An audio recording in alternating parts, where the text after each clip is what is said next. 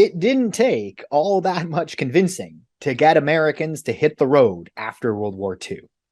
And part of that was just how much the country had changed after the war. The economy is largely booming, so many people can afford to buy their own car. And this is when we start to see a huge spike in vehicle ownership after the war. Let me give you some numbers. In the year 1900, there were just about 8,000 registered automobiles in America. A generation later, by 1940, there are nearly 28 million. And what's interesting is that car ownership actually declined after the war started in 1941.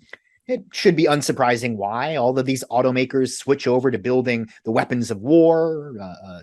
Chrysler turns over to building tanks and aircraft, for example. So much so that in 1943, just under 400 civilian cars were produced that year. 400. If you wanted a car, you couldn't even get one. And if you already owned a car previous to the war, road tripping was impossible. Tires were rationed. Most people were only allowed to buy 3 gallons of gas per week. In fact, in some East Coast states, for a short period, all pleasure driving was prohibited. Here's a poster. If you ride alone, you ride with Hitler. All of that fuel and car parts and equipment was needed for the war.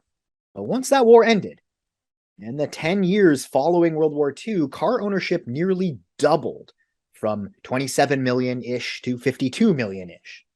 And this is one of the justifications for the building of the interstate.